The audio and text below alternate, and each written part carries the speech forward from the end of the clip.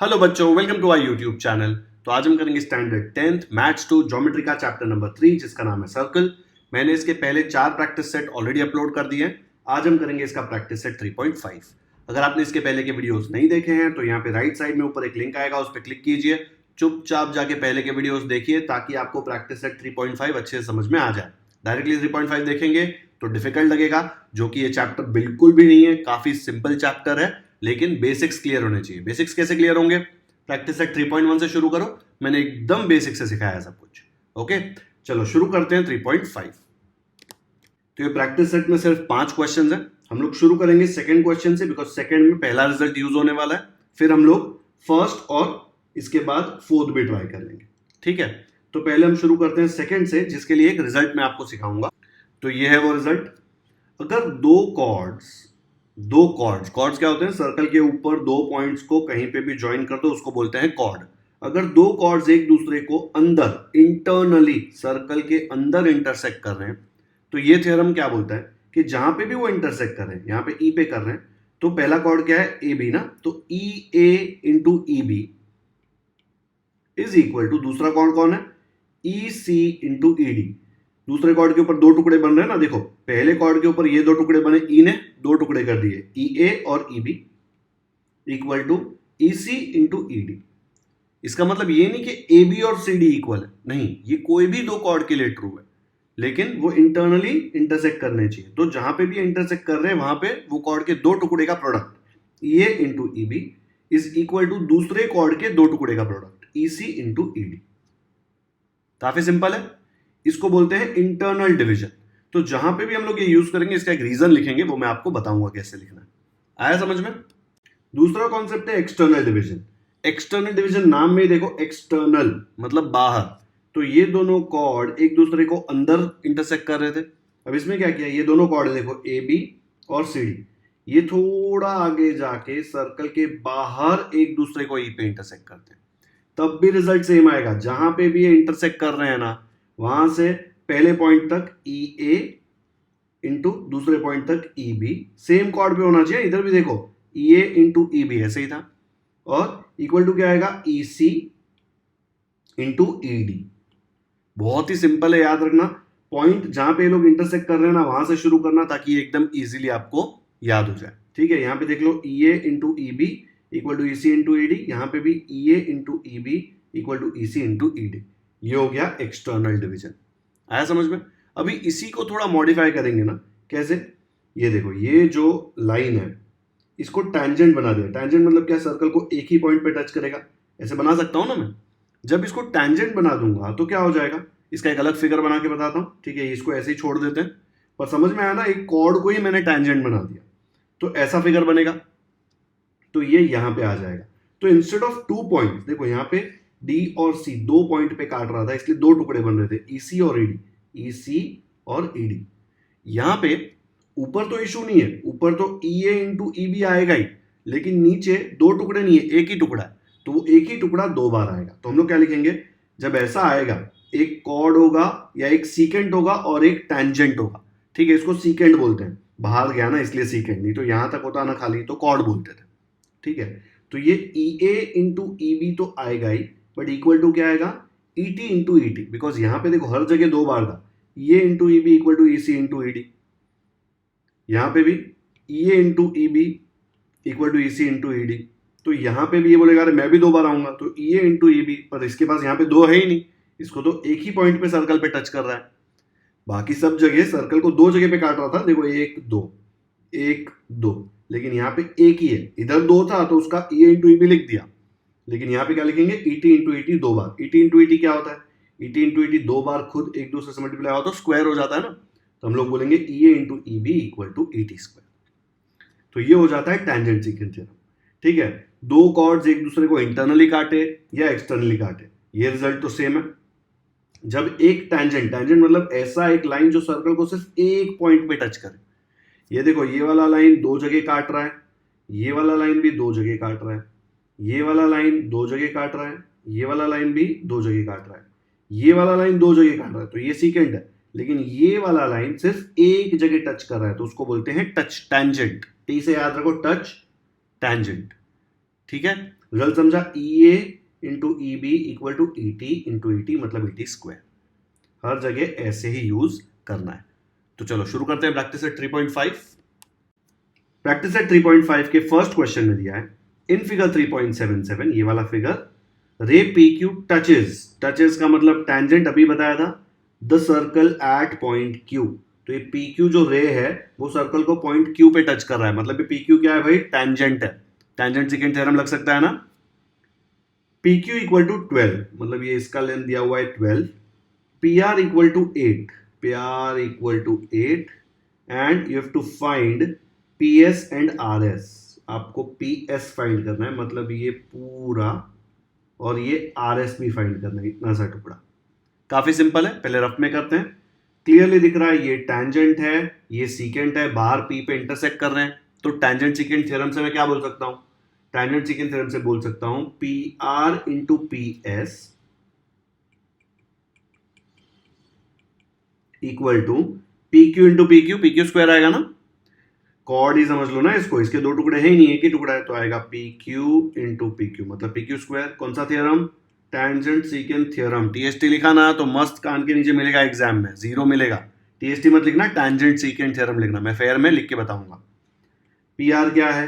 P R अपना है 8, P S अपने को पता नहीं है, पी क्यू अपना 12 है, तो 12 स्क्वायर। ये पी एस क्या हो जाएगा?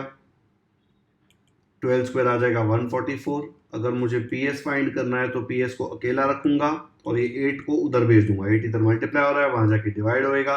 क्या आ जाएगा? 8 1 जार 8 1 जार 8 64 तो 8 8 जार 64। तो पी एस कितना आ गया? 18 यूनिट्स। ठीक है, तो अपना फर्स्ट आंसर तो आ गया। अब उसने पूछा है आर एस। अभी देखो यार, आर एस तो इसी के ऊपर है। आपको पी एस पता है, आपको पी आर पता है, तो आर एस तो इजीली मिल जाएगा ना। क्यों? क्योंकि आपको पता है P S is equal to P R plus R S. एक ही स्ट्रेट लाइन है ना, P R plus R S. जब भी ऐसा लिखो तो रीजन क्या लिखने का? P dash R dash S, तीनों एक स्ट्रेट लाइन पे है। वैल्यू सब्स्टिट्यूट करो। क्या है भाई? पी एस अपना है 18 इक्वल टू पी आर अपने को 8 दिया है क्वेश्चन में प्लस आर एस। ये 8 को इधर फेंक दो, यहाँ पे प्लस है, वहां जाके माइनस हो जाएगा। 18 minus 8 equal to R S. 18 minus 8 होता है 10, तो आपको आ गया R S equal to 10 units. खत्म। इतना टाइम पास क्वेश्चन, इसके आपको मार्क्स मिलने वाले। सोचो कहीं पे यहाँ पे सिली मिस्टेक मत करना कैलकुलेशन में।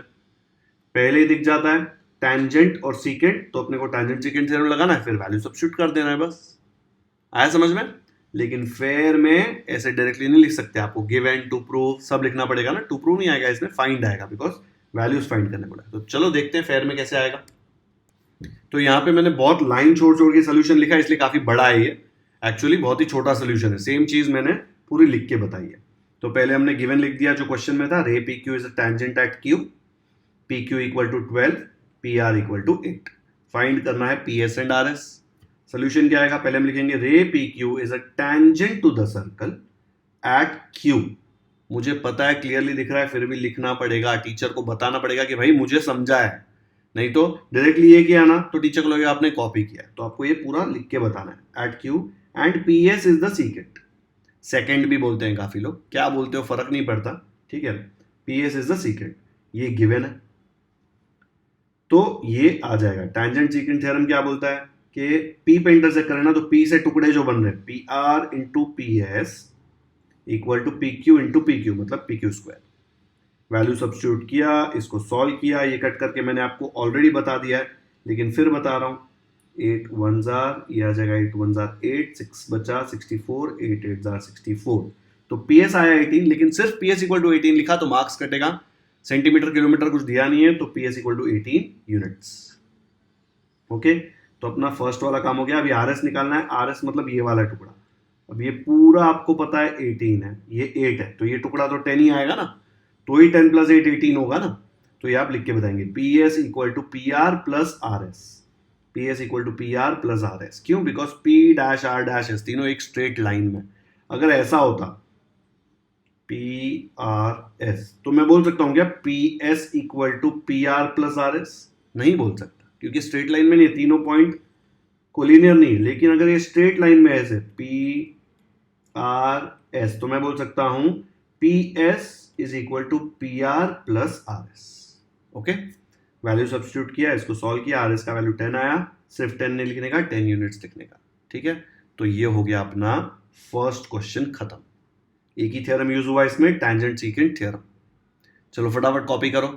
ये दो चीजें पूछी थी, दोनों हमने निकाल ली, एकदम क्लियरली बॉक्स बनाया ताकि टीचर को समझे कि भाई अगर इसने नीटली लिखा है, आंसर सही लग रहा है, तो हो सकता है टीचर बाकी कुछ चेक भी ना करे। तो इसका मतलब ये नहीं कि कुछ भी लिख दो, ठीक है, कोई बॉलीवुड मूवी की कहानी मत लिख देना वहां पे, बट नीटली ऐसे लिखोगे तो चांस अच्छा है कि टीचर एकदम डिटेल में नहीं घुसेगी और आपको फुल मार्क्स दे देगी। कर लिया कॉपी?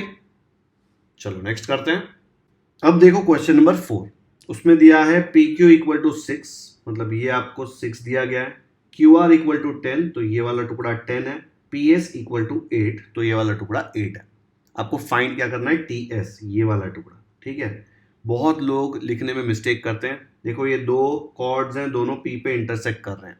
ठीक है, तो मैं क्या बोलूंगा, P S into S T मत बोल देना, पी से शुरू करना, P S into P T equal to P Q into P R. ठीक है, पी से ही शुरू होगा क्योंकि दोनों कॉर्ड्स एक्सटर्नली पी पे इंटरसेक्ट कर रहे हैं। तो मैं क्या बोल सकता हूं, रफ में करते हैं पहले, P S into P T equal to P Q into P R. P S की वैल्यू क्या है भाई, 8, पी टी हमको नहीं पता, पी क्यू क्या है 6, और पी आर क्या है, ये पी आर दिया नहीं है, तो पी आर अब पहले फाइंड करेंगे। यहाँ पे ऊपर रफ में बता रहा हूं मैं, ये पी आर क्या आएगा, P Q plus Q are, 6 plus 10 ना, दो टुकड़े हैं उसके, तो 6 प्लस 10 हो जाएगा 16 यूनिट्स। ठीक है, तो यहाँ पे पी आर की जगह डाल दिया 16, ये पी टी को ऐसे ही रखा, ये 8 जो है यहाँ पे मल्टीप्लाई हो रहा है, वहां जाके डिवाइड होगा, तो यहाँ पे डिवाइड बाय 8 आ गया, कट करो, 8 1 जार 8 2 जार 16, 6 मल्टीप्लाइड बाय 2 आता है 12 यूनिट्स। तो मुझे क्या मिल गया भाई, ये जो पी टी है ये पूरा मिला के यहाँ से यहाँ तक, ठीक है, क्या आ गया वो 12। तो आपको पूरा पता है ये 8 है इतना सा टुकड़ा, तो ये वाला टुकड़ा क्या आ जाएगा, 8 प्लस 4 करूंगा तो ही टोटल 12 आएगा ना, तो टी एस आपको आ जाएगा 4। लेकिन ऐसे डायरेक्टली लिख के नहीं बता सकते, आपको डैश डैश डाल के बताना पड़ेगा, जैसे इसके पहले वाले क्वेश्चन में किया था कि P T is equal to P S plus S T. क्यों, बिकॉज पी एस टी तीनों एक स्ट्रेट लाइन के ऊपर है, तो ऐसे करके इसका सोल्यूशन आ जाएगा। ओके, ये हमने कैसे निकाला, क्योंकि दो कॉर्ड एक्सटर्नली बाहर, सर्कल के बाहर इसलिए एक्सटर्नल, सर्कल के अंदर होता तो इंटरनल, तो एक्सटर्नली इंटरसेक्ट करें तो उसका रीजन लिखेंगे। चलो इसको देखते हैं फेयर में कैसे करेंगे। तो ऐसे आएगा, पहले गिवन लिखेंगे, टी एस फाइंड करने बोला है, सोल्यूशन में पहले ये पी आर निकालना पड़ेगा, बिकॉज जब हम एक्सटर्नल डिवीजन यूज करेंगे ना, जब कॉर्ड्स एक्सटर्नली इंटरसेक्ट करते हैं तो उसमें हमको पी आर की जरूरत पड़ेगी। ठीक है, ये पी आर दिया नहीं है क्वेश्चन में, तो पी आर क्या आ जाएगा, P Q plus Q R, because P dash Q dash R तीनों स्ट्रेट लाइन में, देखो पी क्यू की वैल्यू 6, पी आर की 10, तो 6 प्लस 10 आ जाएगा 16। ओके, अब हम लोग लिखेंगे कॉर्ड टी एस, देखो ये टी एस कॉर्ड है, and chord R Q intersect at point P, यहां पे जाके इंटरसेक्ट कर रहे हैं, गिवन है क्वेश्चन में ये। तो मैं बोल सकता हूं P S into P T equal to P Q into P R. Reason क्या लिखेंगे, theorem of external division of chords. Division क्यों, डिवीजन मतलब डिवाइड बाय नहीं, डिवीजन मतलब डिवाइड करना, टुकड़े बनाना। तो हमने ये कॉर्ड के देखो टुकड़े बना दिए ना, एक टुकड़ा पी टी, दूसरा टुकड़ा पी एस, एक टुकड़ा पी आर, दूसरा टुकड़ा पी क्यू, उनके बीच में रिश्ता लिखा, इसीलिए थ्योरम ऑफ एक्सटर्नल, क्यों, क्योंकि सर्कल के बाहर है, division of chords. Value substitute करी सब, ठीक है, हमारे पास पीटी नहीं था, पीटी को फाइंड किया 12 यूनिट्स, कट करके मैंने ऑलरेडी आपको बता दिया है क्या था, 8 1 जार 8 2 जार 6 2 जार क्या आ जाता है 12, तो 12 यूनिट्स लिखेंगे। लेकिन पीटी पूछा नहीं है, इसलिए मैंने बॉक्स नहीं बनाया, उसने पूछा क्या है, टी एस। ठीक है, तो टी एस कैसे निकालेंगे, P T is equal to P S plus T S, लिख सकता हूं, देखो यहाँ पे P T is equal to P S plus T S, because P dash S dash T, S बीच में देखो उनके, पी उसके बाद एस उसके बाद टी, तीनों स्ट्रेट लाइन में, तो मैंने यहाँ पे लिख दिया, वैल्यू सब्स्टिट्यूट कर दिया, पी एस का 8, पी टी का 12, टी एस ऐसे ही, ये 8 इधर प्लस है, उधर जाके बन जाएगा माइनस, टीएस ऐसे का ऐसा, 12 माइनस 8 आ जाएगा 4, टीएस का वैल्यू आया 4, तो मैं लिखूंगा T S equal to 4 units. Units देना पड़ेगा ना, तो ये आ जाएगा उसका फाइनल आंसर। डन। इतना टाइम पास क्वेश्चन है फोर्थ वाला। ये रीजन देख लो अच्छे से, theorem of external division of chords. अगर सर्कल के अंदर ऐसे इंटरसेक्ट करते तो क्या बोलते हैं, theorem of internal division of chords. Words में ध्यान रखना, इंटरनल मतलब अंदर, एक्सटर्नल मतलब बाहर। डन। चलो कॉपी कर लो फटाफट से। तो अपना फोर्थ क्वेश्चन भी यहां पे खत्म। अब देखते हैं सेकेंड वाला। सेकेंड में दिया है in figure 3.78 chord MN and chord RS, chord MN and chord RS intersect at point D। भाई D कहां पे, इंटरनल के एक्सटर्नल, सर्कल के अंदर है तो internal. If RD equal to 15, DS equal to 4, MD equal to 8, find DN। If RS equal to 18, MD equal to 9, DN equal to 8, find DS। ये दोनों एकदम ही अलग अलग क्वेश्चन। देखो फर्स्ट क्वेश्चन में MD 8 दिया है, सेकंड क्वेश्चन में MD equal to 9 दिया है। तो जो ये क्वेश्चन में दिया वो इधर यूज मत करना, क्योंकि ये अलग क्वेश्चन ही दे दिया है उन्होंने पूरा। ओके, क्योंकि देखो एमडी का वैल्यू 8 और 9 दोनों नहीं हो सकता, क्वेश्चन रॉन्ग नहीं है। पहले फर्स्ट वाला सॉल्व करना है, फिर सेकंड वाला इंडिपेंडेंटली, पहले वाला देखने का ही नहीं, सेकंड वाला करना है। जब पहला करोगे तो सेकंड नहीं देखना, नहीं तो हीरो बन के लोग क्या करेंगे पता है, अरे चलो यहाँ पे बोला है फाइंड डीएन, यही क्वेश्चन में इधर डीएन इक्वल टू 8 दिया है, तो हम तो बोलेंगे डीएन इक्वल टू 8, रीजन लिखेंगे ओवर स्मार्ट।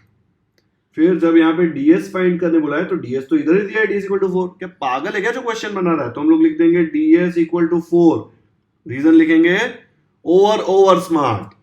तो कितना मिलेगा, ओवर स्मार्ट में पहले ऐसे आता है ना ओ, 0 मिलेगा 0।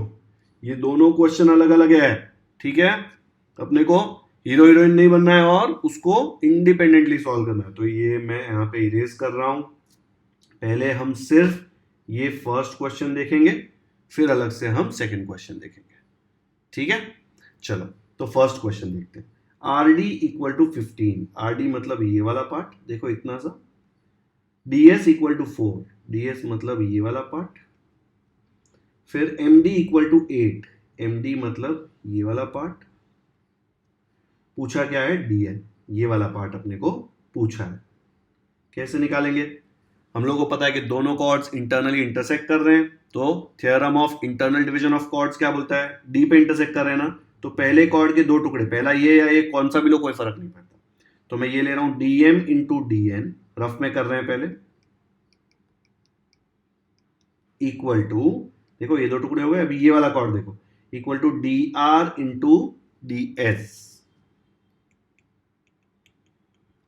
dm कितना है 8, dn हमको पता नहीं, dr है 15, ds है 4। dn पता करना है तो इसको अकेला छोड़ो, यहाँ पे 15 इंटू 4 ऐसे रखो, ये 8 यहाँ पे मल्टीप्लाई हो रहा है, यहाँ से डिवाइड होगा, कट करो, 4 1 जार 4 2 जार, 15 इंटू 1 15 अपॉन 2, 15 का हाफ मतलब 7.5, तो आ गया 7.5 यूनिट्स। खत्म। dn का आंसर क्या आ गया, 7.5 यूनिट्स। दिख रहा है डीएन यहाँ पे 8 है, तो ऐसे मतलब थोड़ा ही तो कम है यार, टीचर बोलेगी 0.5 का है तो मार्क्स दे देती हूँ, कुछ नहीं मिलने वाला, एग्जैक्ट आंसर आना चाहिए। तो अपना डीएन तो हो गया यहाँ पे रफ में, ठीक है, आया समझ में। अभी हम ये सेकंड वाला सॉल्व करेंगे, तब ये पहले वाला देखना ही नहीं है, भूल जाओ। मैं रफ में भी ये पूरा इरेज कर रहा हूँ क्योंकि मैं फेयर में आपको बताने वाला हूँ, मुझे चाहिए नहीं कि आपको कंफ्यूजन हो। देखो अभी क्या होगा यहाँ पे, अब वो बोल रहा है सेम अलग अलग वैल्यूज है बट सेम फिगर है, तो देखो यहाँ पे RS इक्वल टू 18, RS मतलब ये पूरा यहाँ से लेके यहाँ तक ये पूरा 18 है। MD इक्वल टू 9, MD मतलब ये वाला पार्ट इतना सा, and DN equal to 8, DN इतना सा 8, ठीक है। आपको फाइंड क्या करना है, आपको फाइंड करना है DS, DS मतलब ये वाला टुकड़ा आपको फाइंड करना है। तो सेम थियरम तो सेम आएगा, इंटरनल डिवीजन है ना, तो हम लिखेंगे dm into dn equal to dr into ds। लेकिन प्रॉब्लम क्या आएगी, ये 8 मैंने थोड़ा नीचे लिख दिया dn के इधर क्योंकि कंफ्यूजन हो रहा था कि ds तो नहीं। तो अब देखो dm कितना है 9 इंटू dn कितना है 8 इक्वल टू dr मतलब यहां से लेके यहां तक पता नहीं है अपने को, ये पूरा पता है 18 है, ठीक है। dr कितना है वो नहीं पता, ds तो उसने पूछा है, ओके। तो अभी आप अपने को ये भी नहीं पता, ये भी नहीं पता, लेकिन पता है कि ये पूरा तो 18 है। ओके, तो फाइंड क्या करना है अपने को? फाइंड करना है ds। तो ds को x ले लेते हैं। तो क्वेश्चन यहाँ पे शुरू करेंगे ना, उसके पहले ही हम लोग बोल देते हैं कि भाई let ds equal to x। तो अब मैं क्या बोल सकता हूँ? rs equal to rd plus ds। Can I say that? rs equal to rd plus ds। ये पूरा स्ट्रेट लाइन है, ऐसे लिख सकता हूँ r dash d dash s। आया समझ में? तो यहां से अगर मुझे rd की वैल्यू निकालनी है तो मैं क्या करूंगा? rd को उधर ही रखूंगा, rs माइनस ds रखूंगा। ठीक है, ये rd को इधर ही रखा, ये ds को उधर भेजा, यहाँ पे प्लस था, वहां जाके क्या हो जाएगा? माइनस। तो इक्वल टू rd। rs कितना है? rs अपना है 18 और ds कितना है? ds अपना है x इक्वल टू rd। तो मुझे ds अगर मैंने x लिया तो rd कितना आ जाएगा? rd या dr दोनों सेम होता है, 18 माइनस x। देखो ना, अगर ये वाला x है, ये पूरा यहां से यहां तक 18 है, तो ये टुकड़ा कितना होगा? पूरा माइनस x। करेक्ट। तो यहाँ पे dr या rd के जगह पे मैं लिखूंगा 18 माइनस x इंटू ds के जगह पे लिखूंगा x।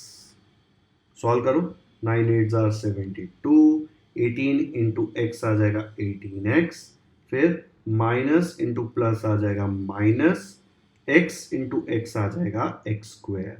अभी हो गया अलजेब्रा का प्रॉब्लम। क्वाड्रेटिक इक्वेशन दिख रहा है आपको? ये माइनस एक्स स्क्वायर को उधर भेजो तो बन जाएगा plus x square, plus 18x को उधर भेजो तो बन जाएगा माइनस 18x। 72 इधर का इधर है, प्लस है तो प्लस ही रहेगा, इक्वल टू 0। फैक्टर्स निकालने हैं इसके। प्रोडक्ट क्या दिया हुआ है? प्रोडक्ट दिया है प्लस 72। फैक्टर्स क्या आएंगे? मुझे उनको मल्टीप्लाई किया तो प्लस 72 आना चाहिए, और ऐड सब्ट्रैक्ट किया तो माइनस 18। तो दिख रहा है 12 6 क्योंकि 12 6 72 होता है, और माइनस 12 माइनस 6 किया तो माइनस 18 आता है, या दोनों को ऐड करके 12 प्लस 6 18 आता है। तो साइन कैसे आएगा? जो साइन इधर है वो साइन बड़े नंबर को यहाँ पे मिलेगी, फिर ये साइन और ये साइन मल्टीप्लाई होगी, माइनस इंटू प्लस क्या आ जाएगा? माइनस। तो इसको सॉल्व करेंगे, x square minus 12x minus 6x plus 72 equal to 0। Algebra में चैप्टर जो है क्वाड्रेटिक इक्वेशंस का, उसका प्रॉब्लम है। अभी दोनों में क्या कॉमन है? देखो, इसके पास 2x है, इसके पास 1x है, तो 1x कॉमन ले लिया, इधर एक ही x बचेगा। ये दोनों x में से एक x बाहर ले लिया तो सिर्फ एक x बचा, बीच में माइनस है तो माइनस, इसका x आपने बाहर ले लिया तो बचा सिर्फ इसके पास 12। सिमिलरली यहाँ पे देखो, कुछ कॉमन नहीं है, लेकिन 72 को आप 6 इंटू 12 लिख सकते हो ना, 6 12 72 होता है, तो दोनों के पास 6 है, तो आप जो उसका 6 है वो बाहर लिया, माइनस लिया ना बाहर, यहाँ पे सिर्फ x बचा, और यहाँ पे माइनस लिया बाहर, इसलिए प्लस क्या बन जाएगा? माइनस, और 6 12 था 72, तो इक्वल टू 0 आएगा। ये 72 को क्या लिखा? 6 इंटू 12, और उसमें 6 बाहर ले लिया, तो यहाँ पे बचा x और यहाँ बचा 12। ये माइनस क्यों है? बिकॉज यहाँ पे माइनस कॉमन लिया तो साइन चेंज हो जाएगी, प्लस बन जाएगा माइनस। अब दोनों में x माइनस 12 है, तो x माइनस 12 आ गया कॉमन, बचा क्या? यहाँ से x माइनस 12 ले लिया तो बचा सिर्फ x, यहां से x माइनस 12 ले लिया तो बचा सिर्फ माइनस 6। दो नंबर का प्रोडक्ट 0 कब होगा? जब या तो पहला नंबर 0 होगा या दूसरा नंबर 0 होगा। x माइनस 12 0 मतलब x equal to 12, x minus 6 equal to 0 मतलब x इक्वल टू 6। 6 होगा तो ही 0 आएगा ना, 6 माइनस 6 0, 12 माइनस 12 0, या फिर माइनस 6 को उधर भेजो तो प्लस 6 हो जाएगा, 0 प्लस 6 6 होता है। बट x क्या था भाई? x था ds, और वही पूछा था आपने को। ठीक है, तो हम लोग क्या बोलेंगे? Okay boss, ds equal to 12 units और ds इक्वल टू 6 यूनिट्स। खत्म सॉल्यूशन। बहुत ही ज्यादा इजी था। इसमें जो सर्कल वाला पार्ट है वो बहुत इजी है, लेकिन ये क्वाड्रेटिक इक्वेशन सॉल्व करना पड़ा, वो बच्चों को याद नहीं है। लेकिन हम 8th स्टैंडर्ड से क्वाड्रेटिक इक्वेशंस कर रहे हैं यार, याद हो जाना चाहिए। ठीक है, आपको मेथड पता होना चाहिए कि प्रोडक्ट फैक्टर कैसे निकालते हैं। याद मतलब रट्टा थोड़ी ना मारना है, कॉन्सेप्ट याद होना चाहिए कि इसको सॉल्व कैसे करते हैं। आया समझ में? ये रफ में पूरा एक्सप्लेन नहीं कर रहा बिकॉज मैंने बहुत डिटेल में किया है फेयर में, तो फेयर में सिर्फ आपको बता दूंगा कि कैसे सॉल्व किया है। इसमें मेन मिस्टेक क्या था कि लोग हीरो हीरोइन बन के इधर का आंसर इधर, इधर का आंसर इधर सीधा लिखेंगे बिना सॉल्व किए, तो ये मस्त वाला 0 मिलेगा अगर ये सब सॉल्व नहीं किया तो। चलो देखते हैं फेयर में कैसे आएगा। तो ऐसे आ जाएगा पूरा, ओनली डिफरेंस कि मैंने यहाँ पे देखो रीजन लिखा है, theorem of internal division of chords, यहाँ पे भी यूज किया सेकंड क्वेश्चन के लिए तो यूज किया।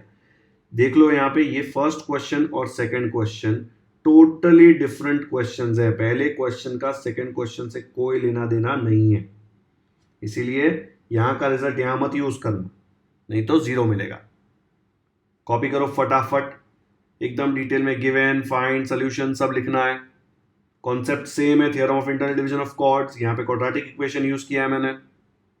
अच्छा यहाँ पे वो रीजन नहीं लिखा मैंने, ये साइड में ये रीजन लिख के देता हूं आपको, रुको 1 मिनट। तो यहाँ पे मैंने रीजन लिख दिया, R S is equal to D R plus D S. क्यों R S is equal to D R plus D S? Because ये लोग दोनों स्ट्रेट लाइन में है, ठीक है, डी उनके बीच में, तो R dash D dash S. मुझे किसका वैल्यू चाहिए? डी आर का। तो मैं क्या करूंगा, डी एस को उधर भेज दूंगा, यहाँ पे डी एस प्लस था, वहां जाके डी एस क्या हो जाएगा? माइनस। तो मुझे आ जाएगा D R equal to R S minus D S. जगह कम है इसलिए मैंने एक ही लाइन में लिख दिया, D R equal to R S minus D S, या आर एस की जगह पे 18, डी एस की जगह पे एक्स, तो मुझे डी आर का वैल्यू मिल गया 18 माइनस एक्स। ओके, वो यहाँ पे यूज किया और फिर ये क्वाड्रेटिक इक्वेशन सॉल्व करके इसका आंसर निकाल लिया। चलो कर लो कॉपी फटाफट से, समझ में आया? तो आज के प्रैक्टिस सेट 3.5 के लेक्चर 1 में हमने क्या क्या किया? First question, second question and fourth question, ठीक है। तो इसके सिर्फ 2 क्वेश्चन बचे, 3 एंड 5, जो हम नेक्स्ट लेक्चर में करेंगे। आज का लेक्चर यहीं पे खत्म करते हैं। अगर वीडियो पसंद आया तो लाइक जरूर करें, लिंक अपने दोस्तों के साथ व्हाट्सएप पर शेयर करें ताकि उनको भी प्रैक्टिस सेट 3.5 अच्छे से समझ में आ जाए। अगर आपने चैनल को ऑलरेडी सब्सक्राइब कर दिया है तो थैंक यू, नहीं किया है तो क्यों वेट कर रहे हो, कर लो सब्सक्राइब। हम यहाँ पे एकदम डिटेल में हर एक क्वेश्चन, हर एक प्रैक्टिस सेट का, हर एक प्रॉब्लम सेट का सॉल्व करेंगे। कमेंट सेक्शन में मुझे जरूर बताएं कि आपको ये वीडियो कैसा लगा। आप आपके लिए नहीं, मेरे लिए कमेंट कीजिए। मैं जब कमेंट्स पढ़ता हूं कि आपको वीडियो सही लगा, आपको समझ में आया, तो पढ़ के मुझे बहुत खुशी होती है और मुझे और ज्यादा वीडियोस बनाने के लिए मोटिवेशन आता है। तो कमेंट में आप बता दो आपको वीडियो कैसा लगा। कुछ सही नहीं लगा तो वो भी बोल सकते हो ताकि नेक्स्ट वीडियो में हम लोग वो चेंज कर दें। Thank you so much for watching this video.